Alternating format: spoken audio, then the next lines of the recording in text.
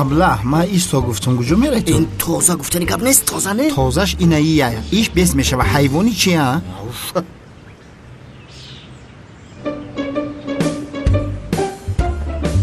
все чисто. SMS кун духтарака броя. менависам. Ти сар навис ёдуш кардам. Азар.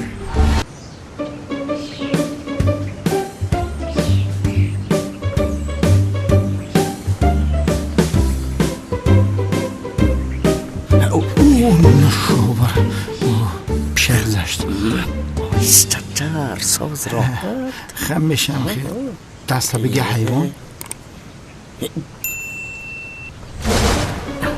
агар аз мефаҳмад ки мо бо духтаронаш во мехӯрем аниқ мепаронад моро. аз мепарона майлаш камоли сиёфам агар агар камоли сиёф паронда натавонад зубайд аниқ мепаронад. чика зурам агар моро ба қапа авлодӣ мепаронад. ту ҳайвон чӣ хеле гап задасӣ? мо инҷа мурданӣ омадем ҳайвон. Шавкат маро натарсон маро. дига хел фикрҳои бад та нагӯ. ман ҳам дигар намегӯям. ана ҷигарака омадани.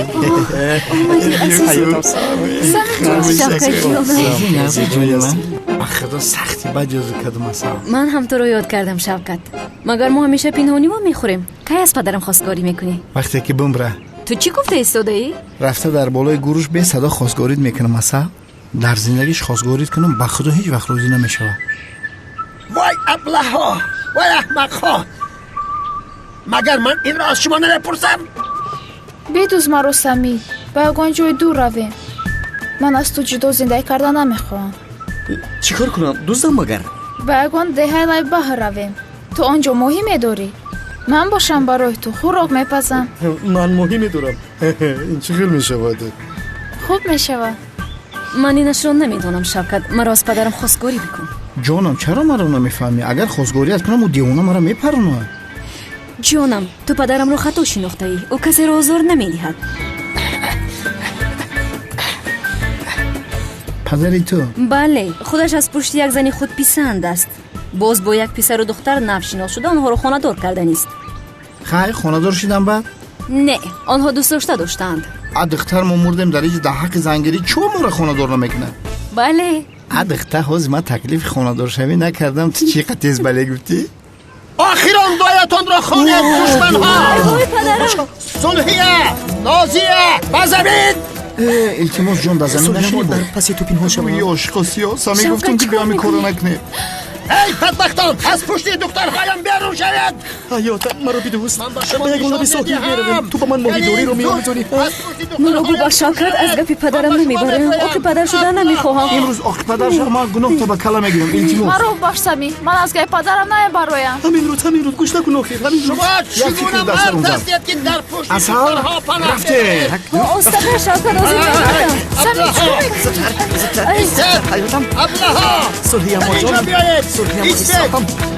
ایستد. خدا شما را پرون چی؟ کلمه شهادت را بخوانید. با اون دنیا تنها نروید. ها اگر ندانید من به شما یاری میدهم. اشهد الله. بخشیشم که من کلمه شهادت میدانم. تمام تیار باشید. پدر جان این کارو نکنید. در این سن سال به محبس نروید. ها در محبس پوسیدن مردنتان رو نمیخوام پدر جان. آنها رو نپرونید. ای چرا پرانم؟ تو را پرانم؟ او را پرانم؟ ها بگه. نه اقلا سمی رو نپرونید. شوکت رو پرونید. تو چی گفته ایستاده ای؟ چرا شوکت رو پرونند؟ بگذار سمی رو پرونند. تمام. خلاص اید. کی را پرانم؟ کی را نپرانم؟ از شما بپرسم. تمام. دست کشیدم. نمیپرانم. نمیپرونی؟ نمیپرانم. ای سمی مبارک شما نمیپرونه. شوکت موزیم ده. تبریک. شوخی کردم. کمی راست نیست. سمی تو نمیپرانم. با کجا میکنه؟ پدر نپرونید. نمیپرانم.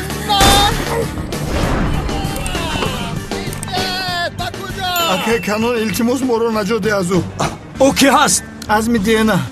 لعنتی من با شما نگفتم که از دختری او دست کشید. رو اکنون چیکاره که میخواهید کنید؟ نامردی کردی اکا. رو یکسا ایست بپرانم. کی رو میپرانی؟ همون بیلاموز ها را. پرانی چیکار پرانده ایست؟ خدای من خدا چی بپستم؟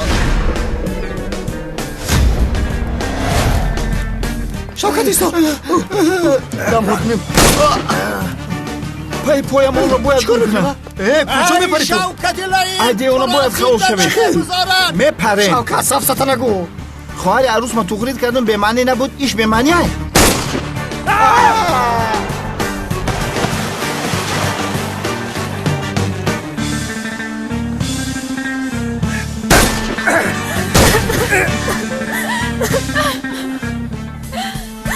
بدتری آب غرق شدن خوب شدن دیگر شما را ناراحت نمیکنند غرق شدن پیش دارید به خانه میرویم رفتیم گفتم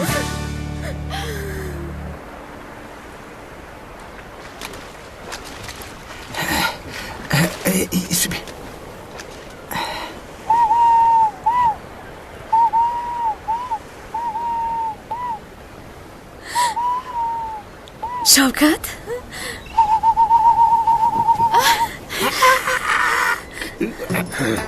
این صدای چیست؟ پرنده؟ کدام پرنده؟ پرنده سرخور؟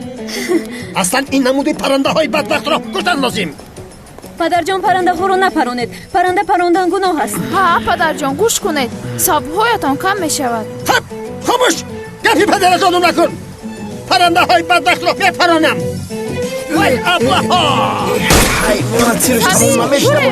گوره شوکت گوره پدر جان نپرانید پدر جان پدر جان نپرانید پدر جان نیستید